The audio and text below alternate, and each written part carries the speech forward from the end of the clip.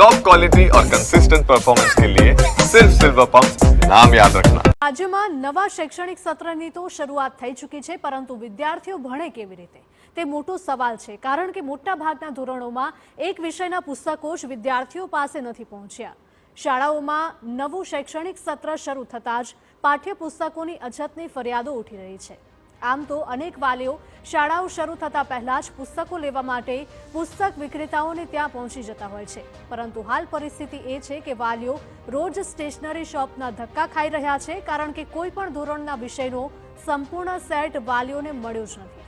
ધોરણ 1 થી લઈને 12 સુધીમાં એટલે કે તમામ ધોરણોમાં એક અથવા તો બે પુસ્તકો ન મળી રહ્યા હોવાની ફરિયાદો ઉઠી રહી છે। પુસ્તક મળતી જ નથી। ગવર્મેન્ટ શિકાર કઈ રીતે કરે છે?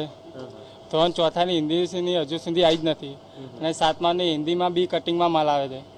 અત્યારે હિન્દી ધોરણ 4ની હિન્દી અને ધોરણ 7ની હિન્દી, તો એમાં ધોરણ 7ની હિન્દી જ મળી છે, ધોરણ ચોથાની હિન્દી હજુ સુધી આવી જ નથી। અઠવાડિયું લાગશે, મહિનો થઈ ગયો, પણ હજુ સુધી એક બી વાર ધોરણ ચોથાની હિન્દી આવી જ નથી। તો હાલ ઉપલબ્ધ ન હોય તેવા પુસ્તકોની યાદી ઘણી જ લાંબી છે।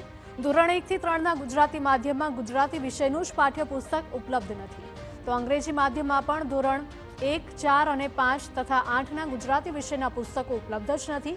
ગુજરાતી માધ્યમના વિવિધ ધોરણોમાં વિવિધ વિષયોની મોટા પાયે ઘટ હોવાનું સામે આવ્યું છે। તો બીજી તરફ અંગ્રેજી માધ્યમની કોમર્સ શાખામાં ધોરણ 11માં ઇકોનોમિક્સ સિવાય કોઈ પણ અન્ય વિષયનું પુસ્તક જ ઉપલબ્ધ નથી।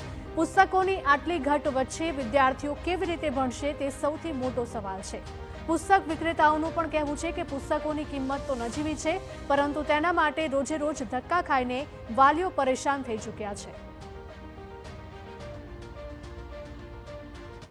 તો અમારે કેવું હોય છે કે અમારે ઓર્ડર નાખી દેવાનો, ઓર્ડર નાખીએ એટલે એ લોકો આગળ ગાંધીનગર ઓર્ડર નાખી દે, એટલે ગાંધીનગરથી જે બુક્સ એ લોકોની પાસે તૈયાર થઈ ગઈ હોય તે મંડળીવાળાને આપે, મંડળીવાળા પાસેથી એમને મળે, પણ જે બુક્સ એમની પાસે હોય એ જ મળે। એવું નથી કે ભાઈ સ્પેશિયલી એ લોકોએ બુક છાપી નાખી હોય આપણા માટે, નથી આવી રહી બુક્સ, સાદી પ્રિન્ટિંગ થઈને જ નથી આવી રહી। આખરે હકીકત શું છે તે જાણવા TV9ની ટીમ પાઠ્યપુસ્તક મંડળના રાજ્યના એકમાત્ર ડેપો એવા નિર્ણયનગર ડેપો પર પહોંચી હતી। અહીંના સેલ્સ મેનેજરનો દાવો છે કે રાજ્યની તમામ સરકારી અને ગ્રાન્ટેડ શાળાઓમાં પાઠ્યપુસ્તક મંડળે પુસ્તકો પહોંચાડી દીધા છે। શાળાઓની શરૂઆત થઈ ચૂકી છે, પરંતુ હજુ સુધી પુસ્તકો ના મળ્યા હોવાની ફરિયાદો સામે આવી રહી છે। ત્યારે અમે પાઠ્યપુસ્તક મંડળ દ્વારા અમદાવાદના નિર્ણયનગરનો જે ડેપો છે ત્યાં પહોંચ્યા છીએ, અને અહીંયા તમામ પ્રકારના પુસ્તકો ઉપલબ્ધ હોવાનો દાવો કરવામાં આવી રહ્યો છે, અને સાથે એવું પણ જણાવવામાં આવી રહ્યું છે કે રાજ્યની જેટલી પણ સરકારી અને ગ્રાન્ટેડ શાળાઓ છે એ તમામને પાઠ્યપુસ્તક મંડળ દ્વારા સીધા જ પુસ્તકો મોકલી દેવામાં આવતા હોય છે, અને સત્ર શરૂ થાય એ પહેલા જ એ તમામ પુસ્તકો આ વખતે પહોંચી ચૂક્યા છે, અને એના જ કારણે લાગી રહ્યું છે કે આ વખતની જે સ્થિતિ છે એ ખાનગી શાળાઓને લઈને વિકટ બનતી જોવા મળી રહી છે।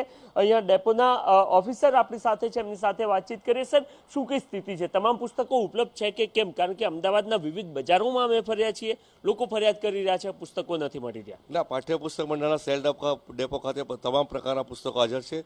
ગુજરાતી, અંગ્રેજી, હિન્દી તમામ માધ્યમના પુસ્તકો છે।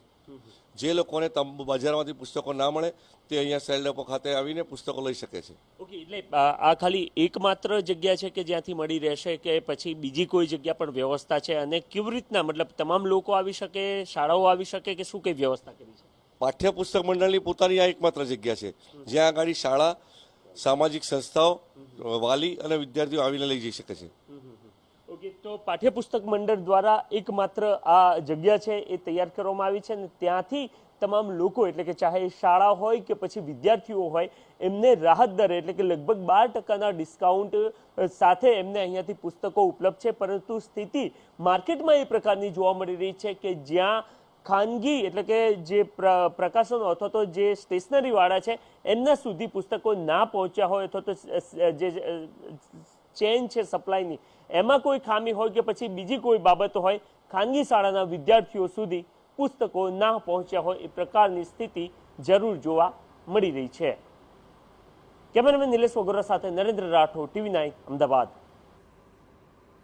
દાવો છે કે વિદ્યાર્થીઓ હોય કે શાળાઓ કોઈ પણ આ ડેપોમાંથી પુસ્તક મેળવી શકે છે, પરંતુ અહીં સવાલ એ છે કે રાજ્યમાં હજારો ખાનગી શાળાઓ છે અને લાખો વિદ્યાર્થીઓના અભ્યાસ કરી રહ્યા છે. શું અન્ય જિલ્લાના લોકો પુસ્તક માટે અમદાવાદ આવશે? એટલે કે પુસ્તક વિતરણની વ્યવસ્થા પણ હાલ તો સવારોના ઘેરામાં છે.